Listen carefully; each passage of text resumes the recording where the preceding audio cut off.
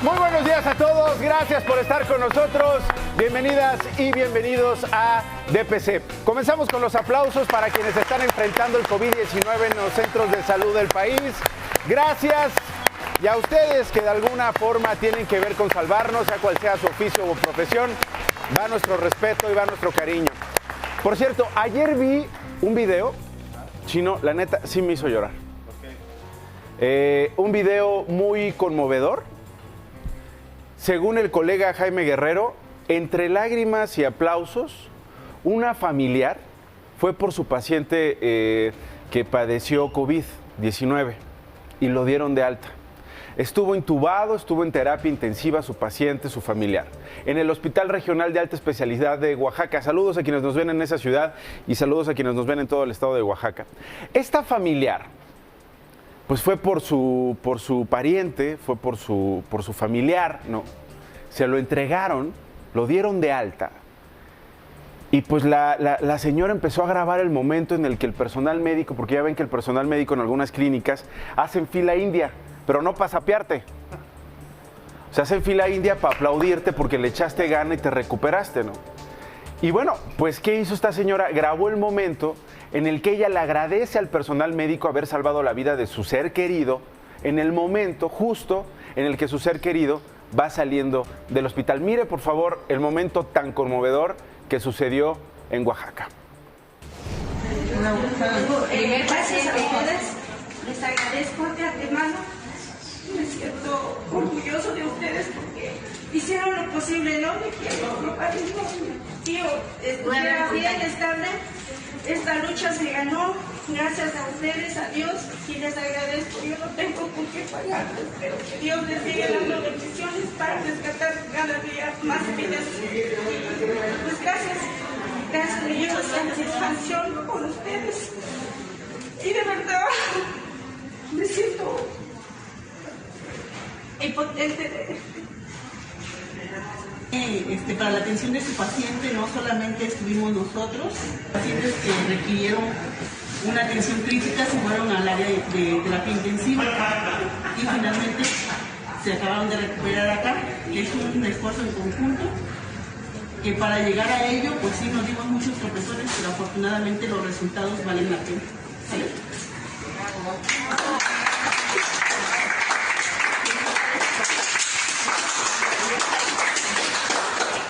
Obedece a su familiar, ¿sale? Todas las indicaciones que le vaya a dar.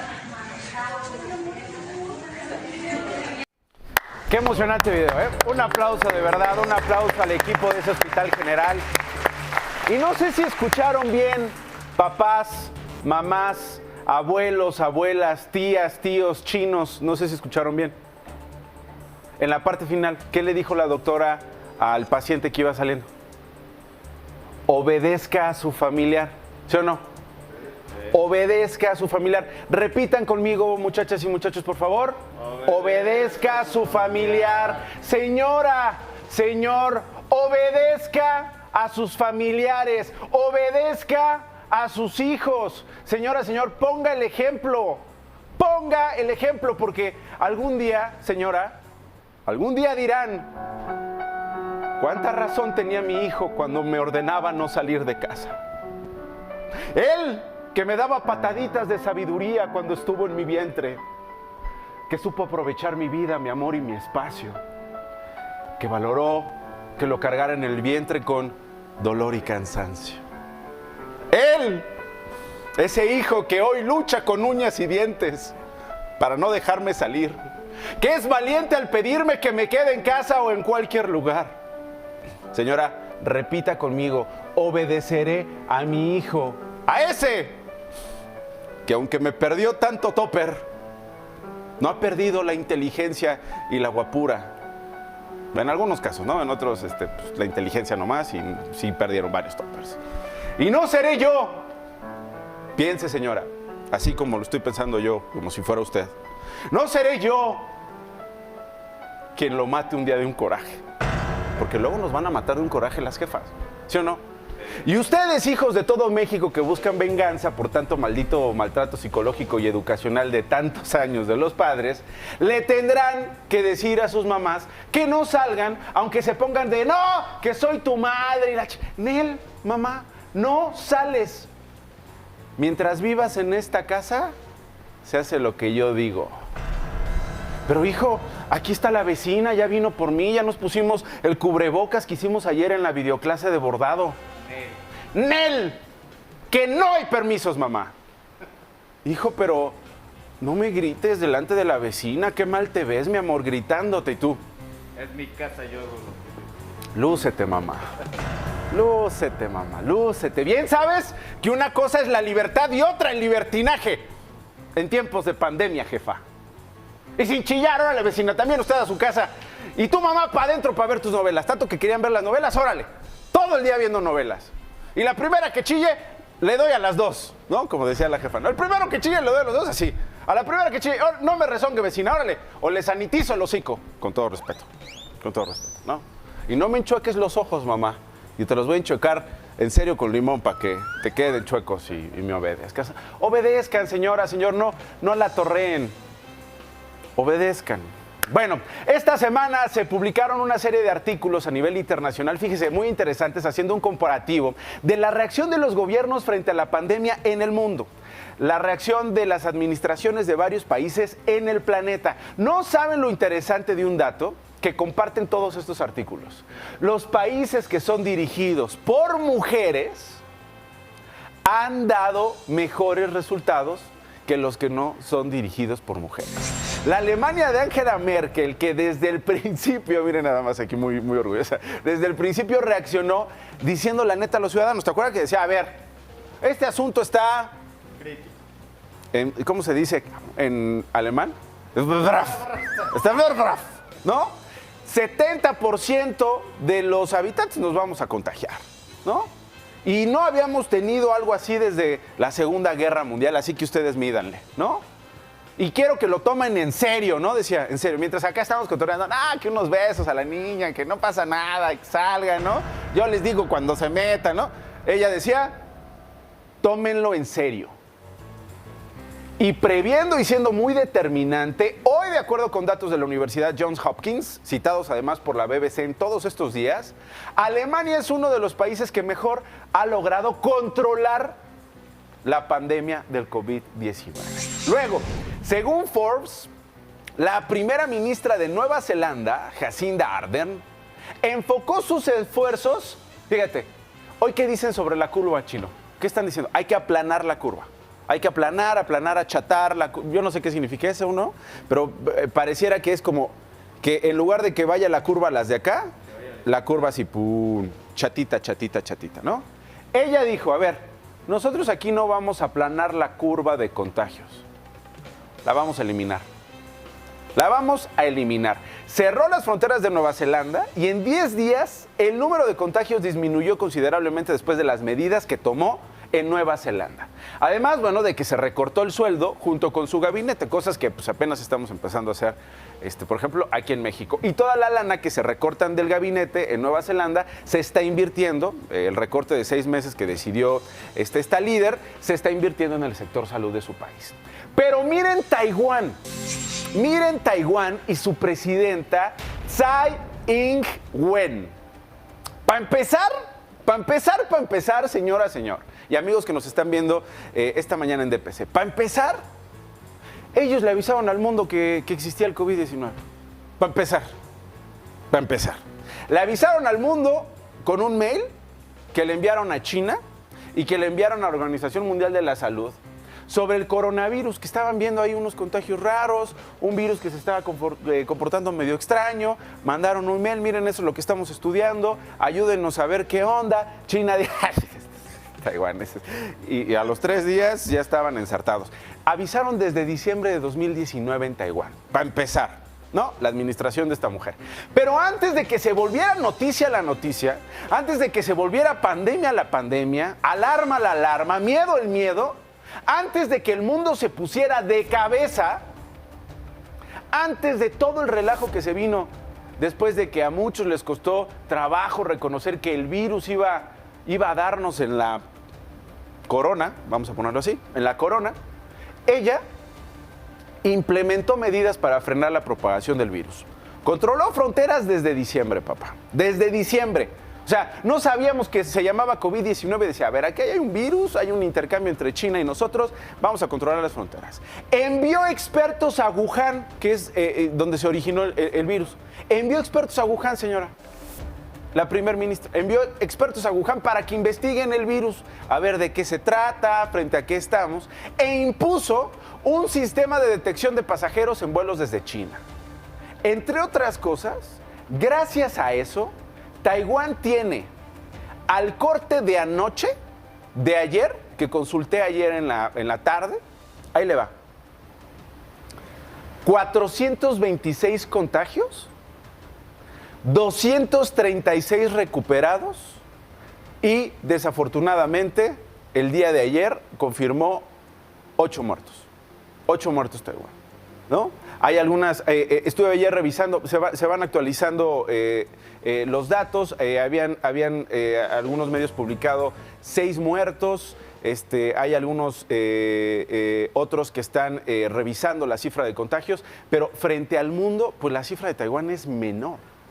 La primera ministra de Islandia, Katrín Jakobsdóttir, ofreció pruebas gratuitas de COVID-19 a toda la población, tuvieran o no tuvieran síntomas, lo que permitió un mejor control de los casos para hacer aislamientos efectivos. Claramente la población de este país frente a la nuestra pues es dispar, pero pues acá las pruebas que estamos haciendo son, de verdad, frente a 1 millón, creo que estamos haciendo 300 pruebas por cada 1 millón de habitantes, o sea, nada. Islandia tiene solo 10 muertes registradas. Fíjate, 6 que tiene Taiwán, o 8 como reportaban algunos medios, pero los más serios, para dejarlo en claro, decían 6 en Taiwán. 10 muertes registradas en este país, en Islandia. Y ese país no ha tenido la necesidad de imponer confinamiento, ni cerrar escuelas, ni negocios, nada. Claro, insisto, es un país con menos habitantes y con más marmaja. Entre otras razones, porque sus habitantes no le permiten, o sea, ¿por qué tienen tanto dinero en este país? Porque los habitantes no le permiten a sus gobiernos que roben. Porque sus ciudadanos no le permiten a la clase política que sea corrupta. No le permiten a los jueces que sean corruptos. No les permiten a los jueces que hagan lo que se les pegue la gana. Los traen asoleados con que no haya impunidad en ese país. Dinamarca es el primer país de Europa que reabrirá las escuelas. La jefa de ahí es Mette Frederiksen, que no es ella, gracias, que juntó rápido a los expertos para generar una estrategia que frene la propagación del virus en su territorio. Mientras en España y en Italia la vida seguía normal a principios de año, Dinamarca ya estaba imponiendo cierres de restaurantes, de negocios y cuarentena para toda la población. Ahora, ese país, Dinamarca, es el primer país europeo en intentar regresar a la cotidianidad a partir del martes. Mujeres que han sabido ser mejores que los hombres frente a los gobiernos. Esta semana, el Banco de México, además, aquí en nuestro país informó que ha puesto en circulación, no sé si ya la vieron, si ya se habían enterado, una moneda de 20 pesos. Vean nada más la moneda. Tiene 20 lados, porque pues es de 20 pesos, chino. Si fuera de 18 pesos, ¿cuántos lados tendría? 18. Esta es 20 pesitos, tiene 20 lados. Es una moneda de 20 pesos alusiva a los 500 años de la fundación de la ciudad y del puerto de Veracruz. Saludos a Veracruz. Muchas felicidades porque este año cumplen 500 años de fundación. Fíjate, 500 años de fundación, la cual cuenta con con 12 lados, no con 20 lados, fíjate. Con 12 lados, no con 20 lados. Con 12 lados y tiene elementos de seguridad adicionales. ¿No? Tiene varios, no te vayan a robar la moneda de 20. Tiene chip, ¿no? Entonces te asaltan en la combi, como tiene varias medidas de seguridad, el asaltante te quita el celular, ¿no? Y esta, ¿sabe qué? Esta no pasa mis controles de seguridad. Quédesela. Me llevo su celular para más seguro, ¿no? Qué padre, ¿no? Qué padre. Oye, una moneda muy moderna, una moneda muy bonita, una moneda de 20 pesos. Qué chulada. Ahora nomás falta que a los mexicanos que no tienen empleo, que se están quedando sin empleo, que se van a quedar sin empleo, que han vivido todos estos años en pobreza, puedan tener en sus manos una moneda así. Porque si no, la moneda de 20 será como los billetes de 1,000, los de 500 o de 200, que se dirán que existen, que están muy bonitos, pero nadie los tiene, los periódicos. Excelsior. Habrá 622,000 millones de pesos extra para librar la pandemia. Gobierno refuerza medidas de austeridad. La estrategia federal para enfrentar la crisis económica prevé ahorrar 75% del presupuesto aprobado para servicios generales, 10 subsecretarías, entre otras acciones. Reforma. Urgen a reactivar cadena productiva. Hacen 327 empresas de Estados Unidos de América llamado a López Obrador. Piden a México homologar por COVID actividades esenciales con las de su país. Milenio. Apremian industriales de Estados Unidos Andrés Manuel López Obrador para reabrir fábricas. Carta. Asociación Manufacturera condena cierres forzados de sus esenciales proveedores mexicanos. El Financiero. Va Andrés Manuel López Obrador por más recortes ante la pandemia. Apoyos. Coinciden analistas en que faltaron medidas para las empresas. The Washington Post. Es probable una recuperación ascendente, dicen economistas. Aumento de bancarrota. Telar de la segunda ola de virus. Las señales apuntan a un impulso de corta duración de cualquier reapertura. The Dallas Morning News. Caminando al ritmo del COVID-19, el condado de Dallas exige que la mayoría de las tiendas mantengan la seguridad de compradores. El País. Bruselas propone un fondo contra la crisis de 1.6 billones. La cumbre de la Unión Europea tratará hoy la propuesta entre señales de distensión. El plan tiene cuantía similar al español, pero no se basa en deuda perpetua. Sánchez dialogó el lunes con los líderes de Francia, Alemania, Italia y Holanda.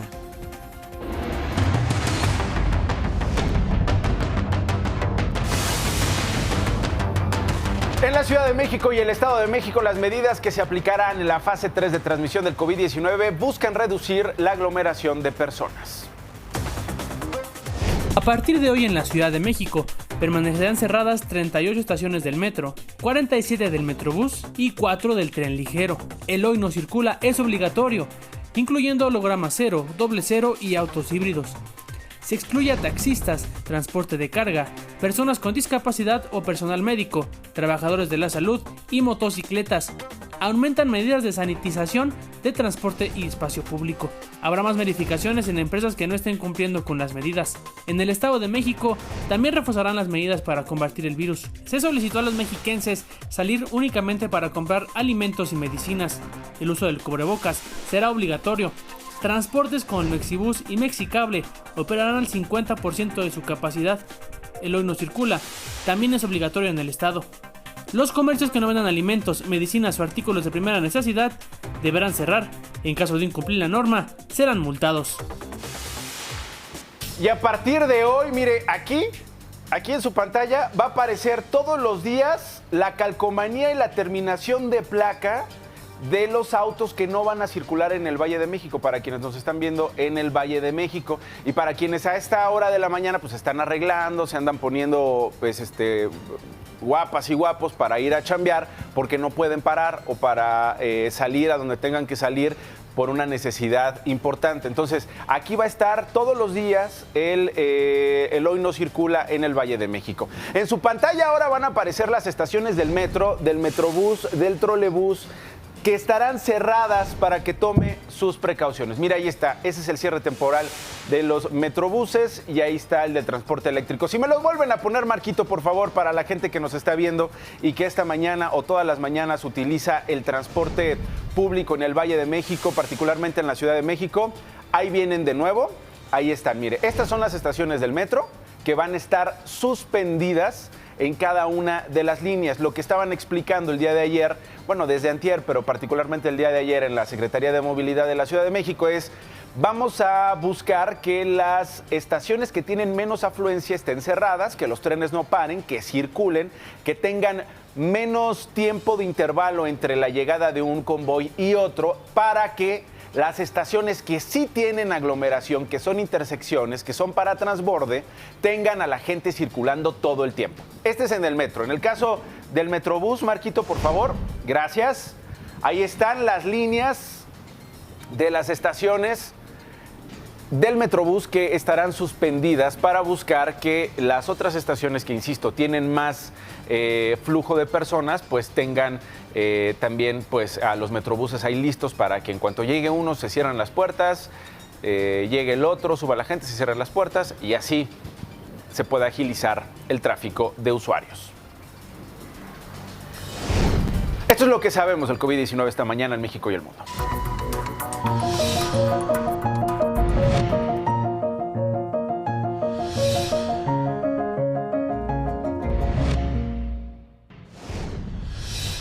La Secretaría de Salud Federal dio a conocer que México superó los 10.500 casos confirmados de coronavirus.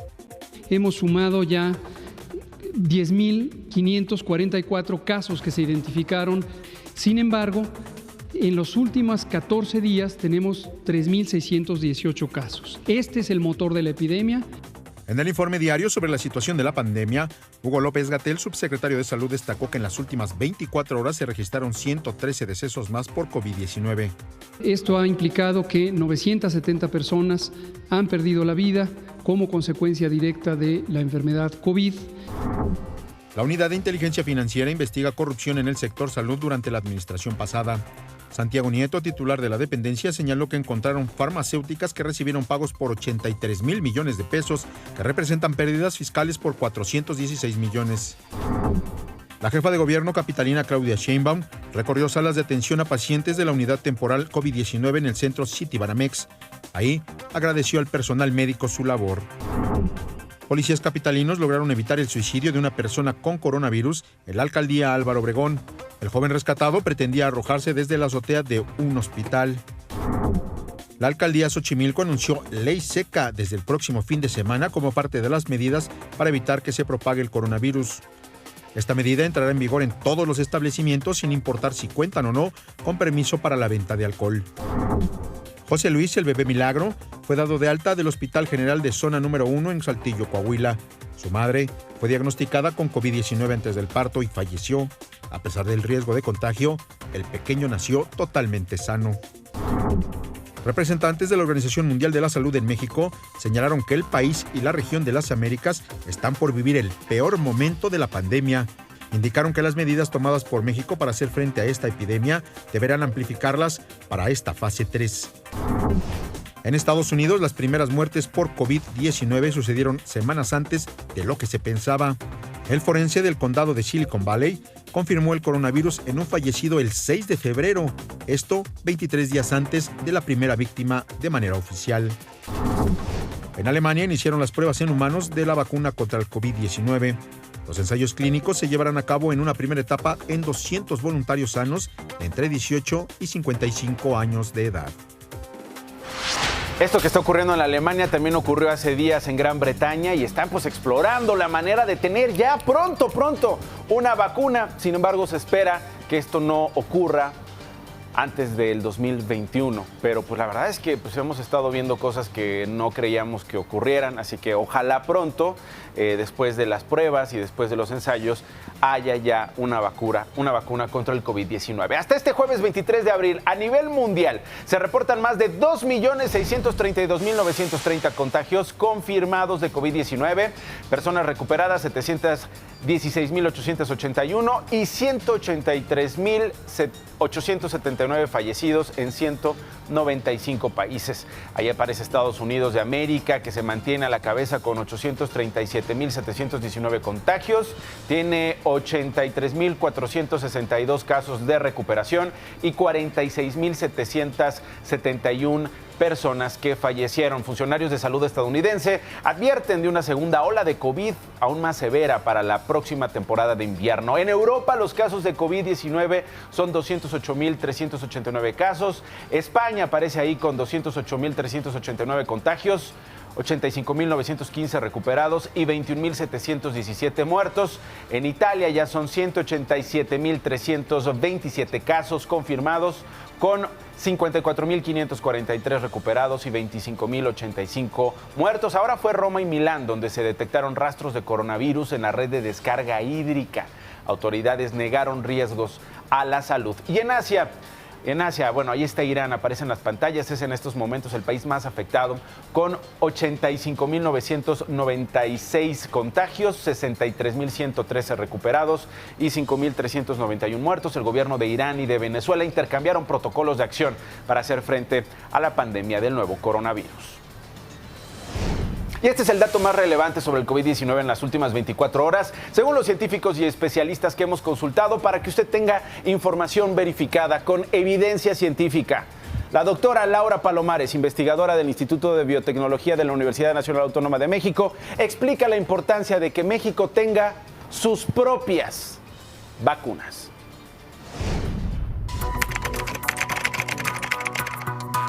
Pasó en 2009. Aquí en México surgió el virus y desafortunadamente, ya que en el país no tuvimos la capacidad de producir nuestras propias vacunas, fuimos los últimos en recibir la vacuna para el H1N1, recordarán ustedes. Entonces, ahora, pues lo que queremos, y en estos 10 años es lo que hemos estado empujando, es evitar que esto suceda. Y la única manera, pues, es tener la capacidad de generar y producir vacunas aquí en México. Porque al final, cada país va a buscar el beneficio de sus ciudadanos. En mi opinión, es un asunto de seguridad nacional. Es necesario el hacer investigación en vacunas en México y también el producir nuestras propias vacunas. Las vacunas, realmente su desarrollo es caro y no son tan buen negocio al final, en muchos casos. Entonces, yo creo que es importante que haya un compromiso gubernamental para el desarrollo de vacunas, y eso es otra cosa que en México, pues, en los últimos, desde los 80, pues casi no ha existido, ¿no? Y básicamente porque no ha habido inversión, porque el sector salud ha quedado relegado, soslayado de la inversión pública para enfrentar precisamente momentos de crisis como este. Bueno, ante la pandemia del COVID-19, Banxico, el Banco de México, puso en marcha medidas adicionales que apoyan el funcionamiento del sistema financiero y que involucran un monto de hasta 750,000 millones de pesos. Le agradezco muchísimo a Gerardo Esquivel, subgobernador del Banco de México, que esté con nosotros. Subgobernador, gracias, qué gusto saludarte. ¿Cómo estás? Buenos días. ¿Cómo te trata el encierro, la pandemia en México? ¿Qué tal, Nacho? ¿Cómo estás? Un saludo a todo tu auditorio. Pues aquí estamos encerrados, manteniendo el confinamiento, como lo indican las autoridades sanitarias, pues trabajando desde aquí, desde casa. Te toca trabajar desde casa, subgobernador. Así es, de hecho, como recordarás, uno de los primeros casos de coronavirus en México fue precisamente en el Banco de México, así Correcto. Que llevamos más de un mes en confinamiento. ¿Sabemos algo de ese caso? ¿Se recuperó, subgobernador? Sí, está recuperado. Pues. Qué bueno. Qué bueno. Bueno, pues preguntarte, mira, estas medidas que dieron a conocer, por un lado, el recorte de la tasa de referencia en 50 puntos de 7 a 6, la adopción de 10 medidas adicionales para fortalecer la operación del sistema financiero que decía yo en la presentación, subgobernador, profundizar sobre cómo estas medidas que ha anunciado el Banco de México en los últimos días, en las últimas horas, Gerardo, van a beneficiar a la gente que nos está viendo en estos momentos en televisión. Sí, lo primero nada más una pequeña presión. La reducción en la tasa de interés fue de 6.5 a 6%. De 6.5 a 6%. Ok. Sí, claro, de 50 puntos, ¿correcto? O sea, para que quedara en 6%. Exactamente. Correcto. Entonces, esa reducción, que se tomó la decisión de hacerla fuera de calendario, es decir, una decisión extraordinaria, pues es para reducir las tasas de fondeo de las instituciones bancarias, que a su vez se espera que eso se traduzca hacia adelante en menores créditos también para las personas físicas y morales que requieran créditos de las instituciones bancarias. Ese es un efecto, digamos, indirecto, pero bastante inmediato, que corresponde a la decisión que tomamos de política monetaria. Esa fue una de las decisiones que se tomaron. Hubo otro conjunto de decisiones, como bien mencionas, medidas adicionales para proveer liquidez, para facilitar el otorgamiento de créditos y en un mejor funcionamiento de los mercados, que yo resumiría para la población en general, digamos que es lo que quizá les interesa saber en qué les va a impactar. Pues la idea es que todas estas medidas garanticen que la crisis económica por la que estamos pasando, o vamos a seguir pasando en las próximas semanas, derivado de las medidas para contener la pandemia, que no tengan un impacto mayor en la economía y que se garantice que las instituciones bancarias tengan liquidez suficiente para poder hacer préstamos a todas las personas que lo requieran micro, pequeñas y medianas empresas, así como personas físicas, para que no entren en una crisis de liquidez que pudiera volverse una crisis de solvencia, es decir, que las haga quebrar. Hay que impedir eso. Es muy importante garantizar que todos los pequeños empresas que eran solventes antes de la crisis puedan seguir subsistiendo. Y entonces para eso lo que más requieren en unas condiciones como estas es que tengan acceso a crédito para poder seguir trabajando, para poder pagar la renta, para poder pagar la nómina, y eso es lo más importante para evitar que una crisis económica derivada de una serie de acciones para combatir la pandemia se traduzca en una crisis macrofinanciera que lleve a una quiebra masiva de empresas, que lleve a desempleos permanentes, etcétera. Eso que sería muy costoso y que nos tomaría mucho tiempo salir de ello, es lo que hay que evitar. Y las acciones que tomamos, todas ellas, fueron orientadas a que las instituciones bancarias nunca dejen de tener liquidez, para que nunca dejen de poder hacer estos préstamos. Las condiciones a las que nosotros estamos otorgándoles fondeo a las instituciones bancarias son las mejores condiciones posibles que pueden tener las instituciones bancarias. Esto es, préstamos a la tasa de interés que se fondea el Banco de México, la tasa de interés objetivo, que es en este momento, como ya decíamos, de 6%. Y ese dinero que le estamos canalizando a las instituciones bancarias, estas a su vez tendrán que canalizarlo hacia las micro, pequeñas y medianas empresas, así como a los individuos que requieran el apoyo derivado de los efectos de la pandemia. Ahora, esperamos que sí ocurra ese efecto, como dice su gobernador, ese efecto indirecto, y que se traduzca en una sensibilidad por parte de las instituciones bancarias para con sus clientes, ¿no? Porque si ustedes están, digamos, proponiendo esta tasa de interés, pues ojalá y se sensibilicen los bancos. Sí, digamos, eso es lo que esperamos que ocurra. Digamos, evidentemente los bancos tienen que tomar alguna... Dependerá también si hay apoyos o no por medio de garantías de la banca de desarrollo, que es otra posibilidad que abrimos nosotros. Esperamos que eso pueda entrar como un complemento adicional. Eso haría que las posibilidades de que fueran créditos más baratos fueran mayores.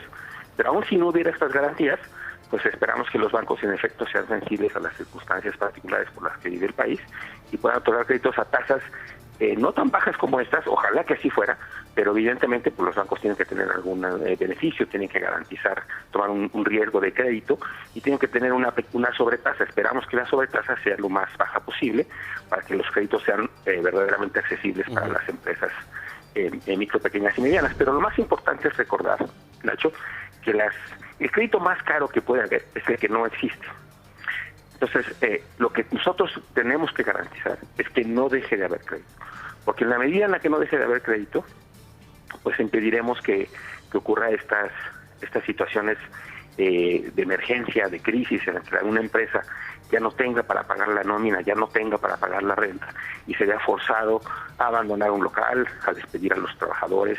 Eso sería, insisto, muy costoso, porque toma mucho tiempo para este tipo de situaciones recuperarse, recuperar los niveles de empleo previos, recuperar la actividad económica. Entonces, lo que tenemos que garantizar es que durante los meses de la emergencia sanitaria, estas empresas puedan sobrevivir, sostenerse, y lo mejor que podemos hacer es ayudarles a través de la banca, de las instituciones bancarias, que puedan conseguir un crédito para sobrevivir estos meses. Ahora, la verdad es que este anuncio del Banco de México, subgobernador, vino en un momento en el que fue recibido positivamente por básicamente todos los, digamos, los actores económicos en nuestro país, frente a la crítica que se hacía particularmente a la Secretaría de Hacienda de no anunciar medidas en medio de esta crisis. Sin embargo, ocurrió el día de ayer.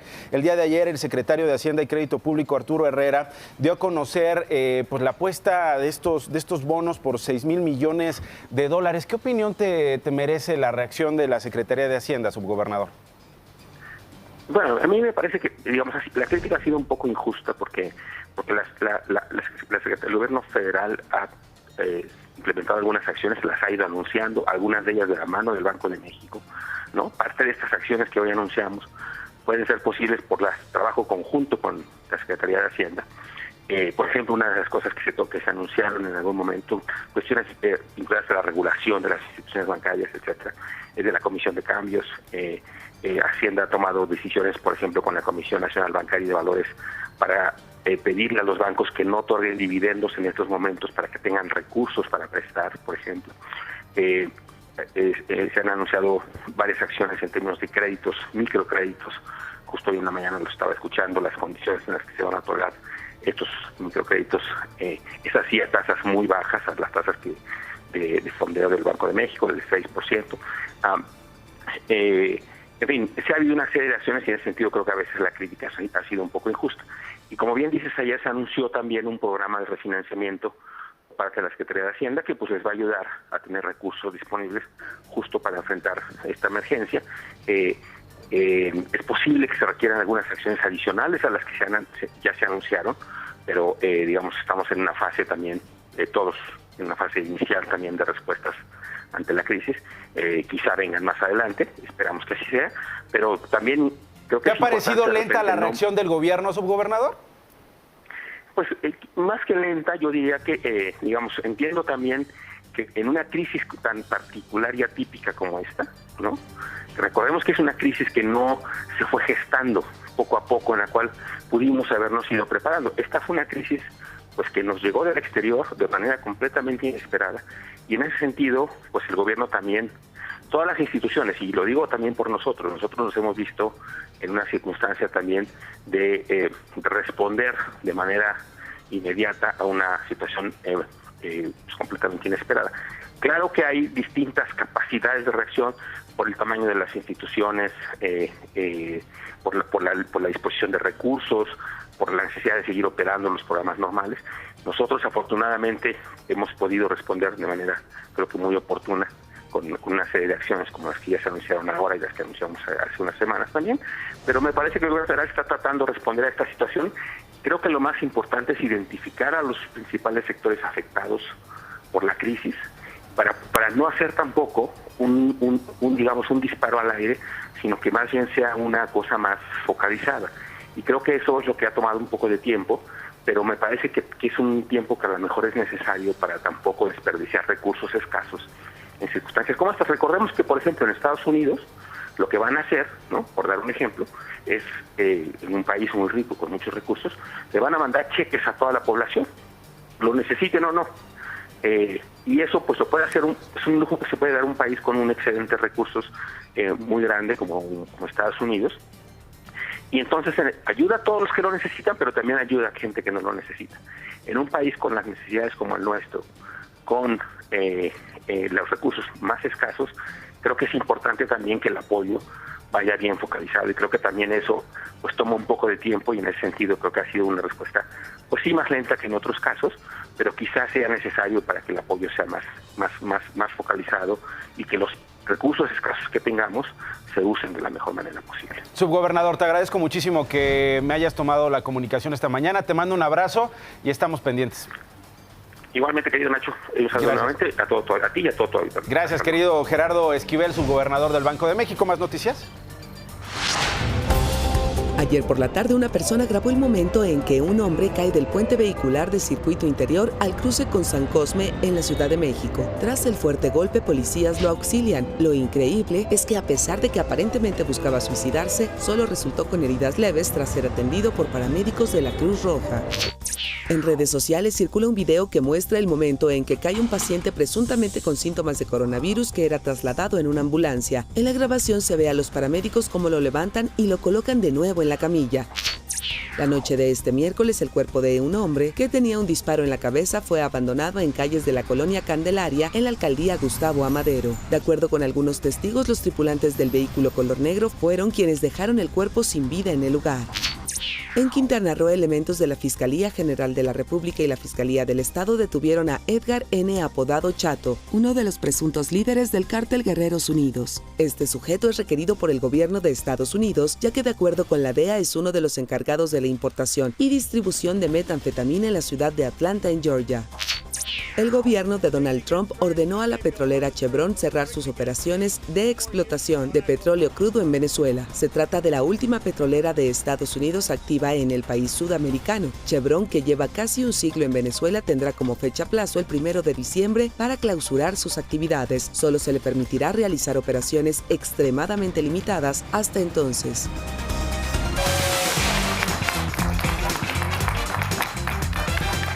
Pues ya estamos de vuelta. Ya ven que esta semana se dio a conocer una famosísima receta, Chino, no sé si tú la preparas, que fueron las enfrijoladas de Anaí, unas enfrijoladas que dieron mucho de qué hablar, ¿eh? Sí me quedan mejor. Sí te quedan mejor, fíjate, ¿no? Dieron mucho de qué hablar. Igual que la reacción de la Secretaría de Hacienda y del Banco de México, así las enchiladas de aquí. Las enchiladas que hizo el chino, que le quedaron mejor. Y pues que, unas enfrijoladas, tienes razón, unas enfrijoladas. A él le dieron las enchiladas completas, Ana hizo las enfrijoladas.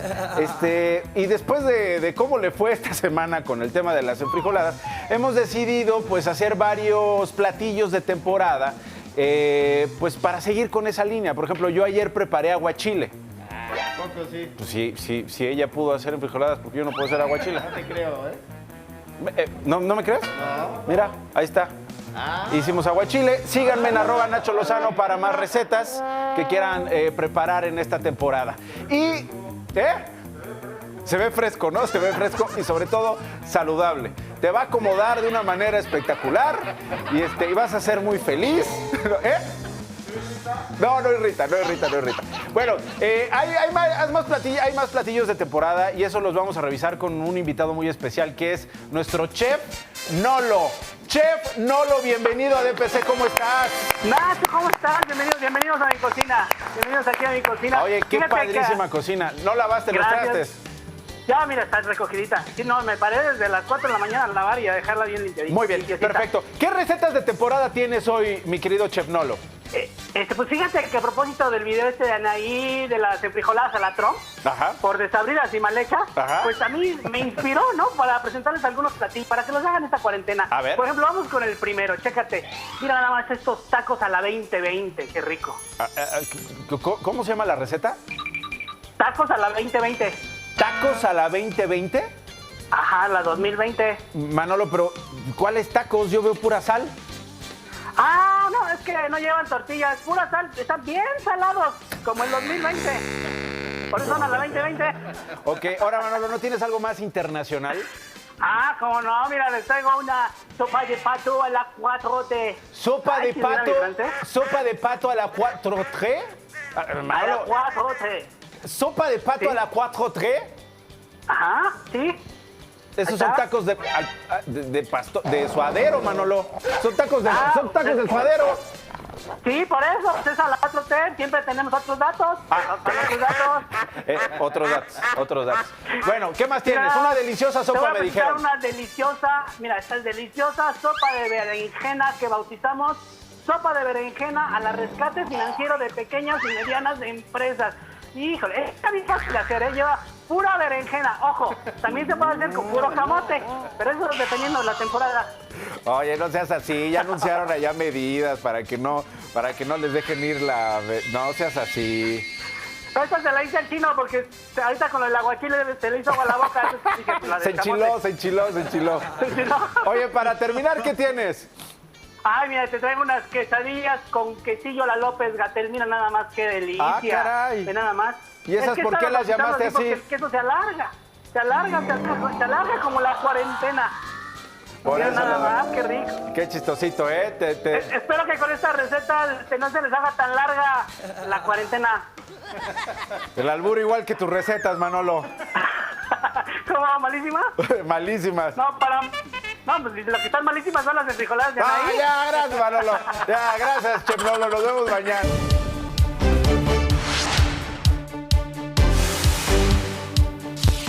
Policías de Toluca y comerciantes se enfrentaron a empujones y golpes, miren, en calles del centro de la capital mexiquense cuando los uniformados iniciaron un operativo para el cierre de negocios no esenciales como lo ordenó la autoridad estatal y así evitar que la gente siga en las calles y aumenten los casos de COVID-19. Los comerciantes no quieren parar, dicen que si paran simple y sencillamente pues se quedan sin ingresos, se quedan sin comida y ¿quién los va a mantener?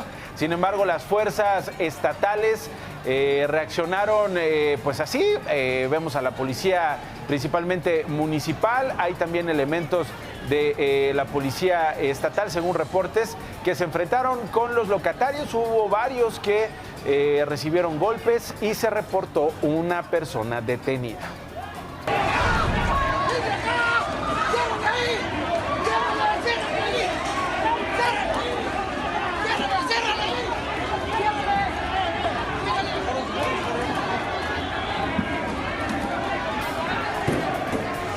Con el respaldo de la Fuerza Aérea Mexicana, 152 connacionales que se encontraban varados en Perú regresaron a nuestro país la noche de este miércoles. Estos 152 mexicanos formaban parte de los 229 que estaban detenidos en este país sudamericano.